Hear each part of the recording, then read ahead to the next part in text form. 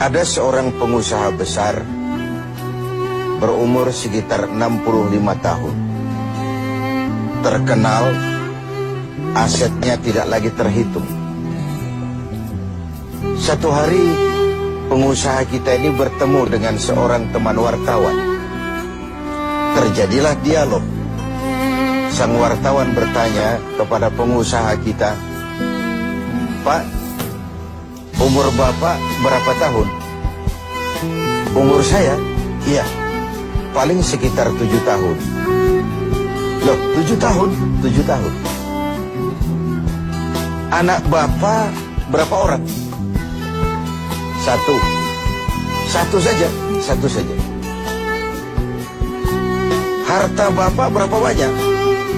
"Ya, paling sekitar 10-15 juta rupiah saja." Teman wartawan berkata, "Pak, kenapa Bapak berdusta? Bapak orang terkenal, pengusaha besar, punya biografi. Kami tahu umur Bapak 65 tahun. Kenapa Bapak bilang 7 tahun? Anak Bapak pun banyak. Kenapa cuma bilang 1? Harta Bapak, aset sudah tidak ternilai. Kenapa Bapak bilang cuma 10-15 juta rupiah saja?" Senyum agak getir, sang pengusaha menjawab, "Kau benar, Nak. Umur saya kalau jumlahnya sih memang 65 tahun. Tapi dari 65 tahun umur saya itu, rasa-rasanya baru 7 tahun yang ada artinya di sisi Allah. Baru 7 tahun sujud saya benar. Baru 7 tahun saya laksanakan perintahnya, saya tinggalkan larangannya. Sisa umur yang lain habis kelabu warnanya, penuh dosa dan keingkaran. Saya katakan umur saya cuma 7 tahun. Anak, kau juga tahu anak saya banyak. Tapi dari sekian banyak anak ini, rasanya cuma 1 yang akan jadi buah hati, belahan jantung, pelanjut cerita, penerus sejarah, anak soleh yang akan mendoakan orang tuanya. Yang lain susah diurus anak saya." "Oh gitu toh." "Iya." "Mengenai harta, Pak, kau juga benar. Harta saya, aset saya sudah sulit dihitung lah. Pabrik di mana-mana, di tiap bank hampir ada deposito saya. Tapi dari sekian banyak harta itu yang saya ingat, baru sekitar 10-15 juta yang saya belanjakan di jalan Allah. Saya sumbangkan masjid, saya bantu pesantren, saya bantu yatim piatu.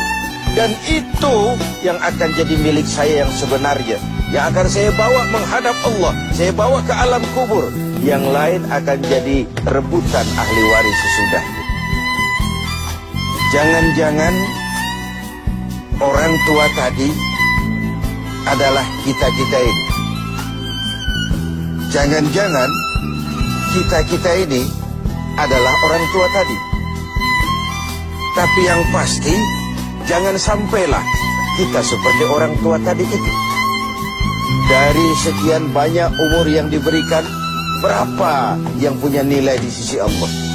Dari sekian banyak anak titipan Allah kepada kita, berapa yang akan jadi anak soleh, buah hati, belahan jantung, pelanjut cerita, penerus sejarah? Dan dari sekian banyak harta kita, berapa yang sudah kita belanjakan di jalan Allah, yang artinya akan jadi milik kita yang sebenarnya? Banyak ketidakadilan yang terlepas dari pengadilan dunia. Sering orang-orang yang berbuat kebaikan tidak mendapat perlakuan yang pantas di dunia ini. Sering kehidupan jadi rancu. Yang benar dikhianati, pengkhianat dibenarkan. Yang tuntunan dijadikan tontonan, yang tontonan malah dijadikan tuntunan. Untunglah ada akhirat. Bukan sekedar melepas diri dari ketidakberadayaan kita menghadapi sistem, tapi cermin bahwa tidak satu ketidakadilan yang bagaimanapun kecilnya yang terlepas dari pengadilan dunia akan terlepas juga di pengadilan akhirat nanti. Inilah keadilan.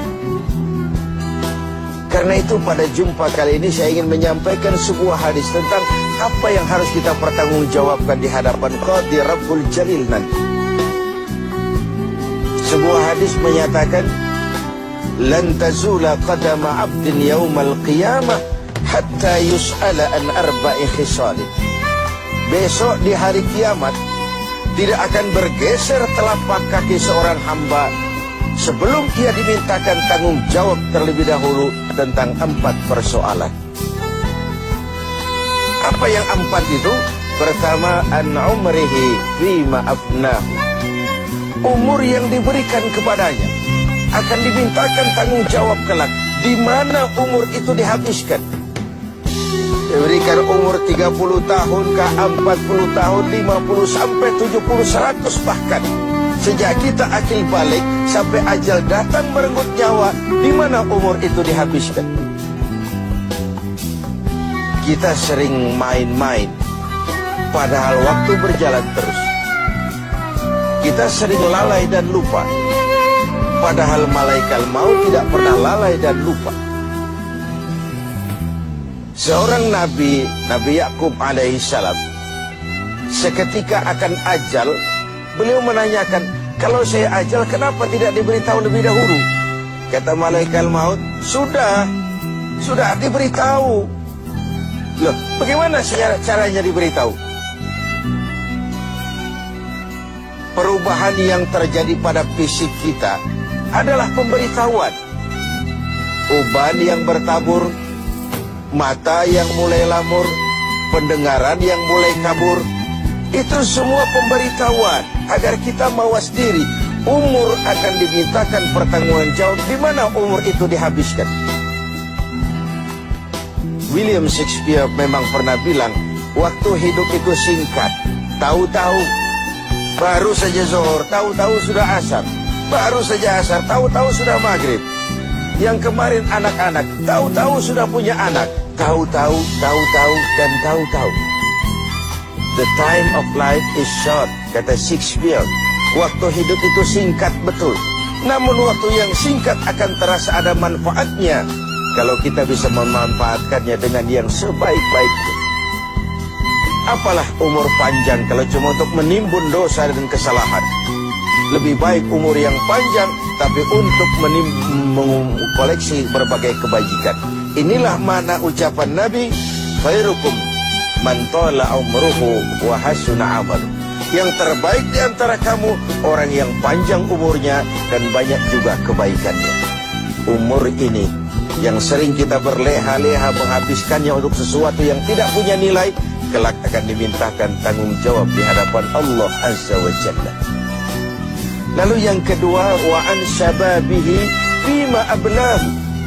Masa muda, pernah diberikan umur muda, di mana dihabiskan umur muda itu? Hura-hura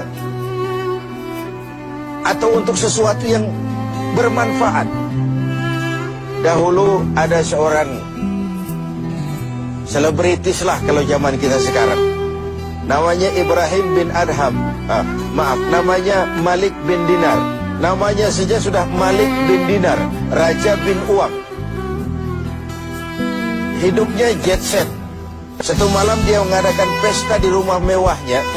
Datang seorang pengemis, bertanya kepada penjaga pintu, siapa yang punya rumah ini? Bos saya. Iya, Malik bin Dinar. Oh, orang kaya? Orang kaya. Selebriti? Selebriti. Dia hamba apa orang merdeka? Dia orang merdeka. Kalau hamba bagaimana bisa pesta sehebat ini? Orang tua itu senyum lalu bilang, sampaikan kepada bosmu Malik bin Dinar, dia memang orang merdeka. Kalau dia hamba, bukan seperti ini pekerjaannya. Dia orang merdeka, dilarang tidak terlarang, dicegah pun tidak tercegah. Merdeka dia memperturutkan hawa nafsunya. Kalau dia hamba Allah, bukan begini pekerjaannya. Menghabis-habiskan waktu untuk pesta hura-hura, sesuatu yang tidak ada gunanya. Ini disampaikan kepada Malik bin Dinar.